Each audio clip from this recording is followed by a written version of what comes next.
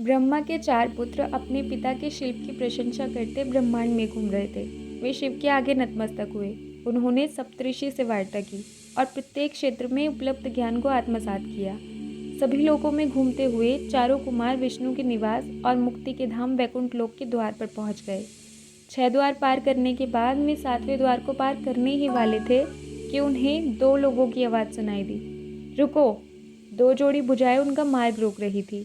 2 प्राणी उन्हें घूर रहे थे। हमें प्रवेश करने से रोकने वाले तुम होते कौन हो?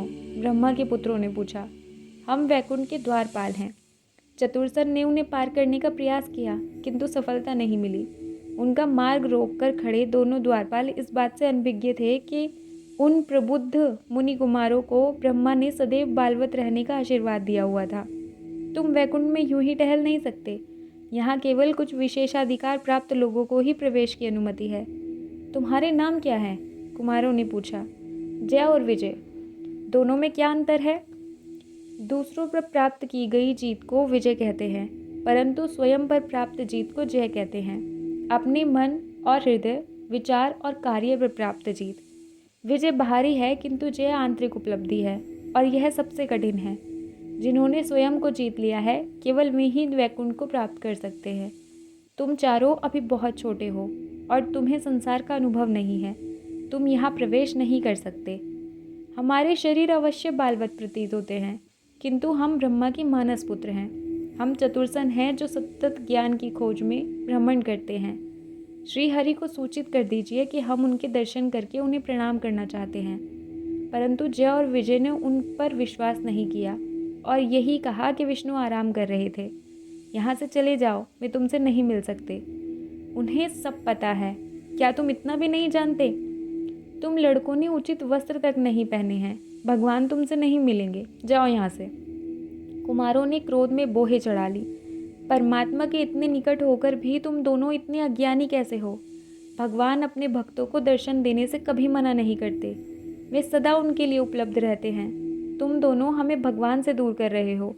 तुम्हारे पद ने तुम्हें अहंकारी बना दिया है। वैकुंठ सामंजस्य का प्रतीक है, किंतु तुम दोनों इसमें कलह के स्वर बन गए हो। तुम अब यहाँ खड़े होने के भी योग्य नहीं रहे।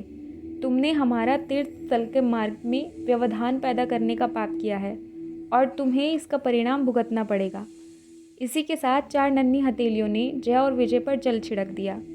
हम तुम दोनों को शाप देते हैं कि तुम अपना दिव्य रूप खोकर पृथ्वी पर नश्वर रूप में जन्म लोगे। तुमने हमें श्री हरि के सानिध्य से दूर किया है, इसलिए तुम्हें भी उनसे अलग होना पड़ेगा। मुनि कुमार के जाते ही जय और विजय विष्णु के चरणों में गिर पड़े। भगवान विष्णु जानते थे कि जय और विजय से क्या भूल हुई थी। उन्होंने सिर हिला दिया। ब्रह्मा के मानस पुत्र, वे मुनि कुमार शुद्ध आत्मा हैं। तुम्हें उनका अपमान नहीं करना चाहिए था। हमें बचाइए भगवान। विष्णु ने उन्हें सांत्वना देते हुए कहा। मैं उनके शाप को तो वापस नहीं कर सकता, किंतु उसे निश्चित अवधि के लिए नियत कर सकता हूँ। तुम दोनों पृथ्वी पर मेरे भक्त बनकर 7 जन्म ले सकते हो, या फिर तुम्हें मेरे शत्रु के रूप में 3 बार जन्म लेना पड़ेगा। पृथ्वी पर अपने उन जन्म की अवधि को पूर्ण कर लेने के उपरांत तुम फिर से वैकुंठ लोक लौट सकते हो। दोनों भाई उठ खड़े हुए। मुझसे प्रेम करने के लिए 7 जन्म या मुझसे घृणा करने के लिए 3 जन्म, तुम इनमें से क्या चुनते हो? विष्णु ने पूछा। जय ने हाथ जोड़कर कहा, पृथ्वी पर 7 जन्मों की अवधि बहुत लंबी है प्रभु। हम इतने वर्षों तक आपसे दूर नहीं रह सकते।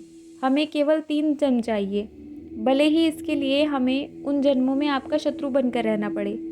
परंतु संसार तुम्हें धिक्कारेगा, सदैव तुम पर हंसेगा और तुम्हें जलाता रहेगा।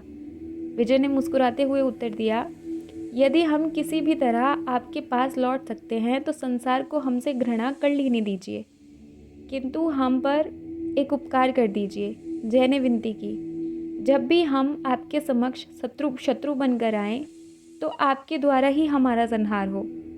हमारे तीनों नश्वर जन्मों में आप अपने हाथों से हमारा उद्धार करें, जिससे हम फिर से वैकुंठ में प्रवेश कर सकें। विष्णु ने सिर हिलाया। तथास्तु, ऐसा ही होगा।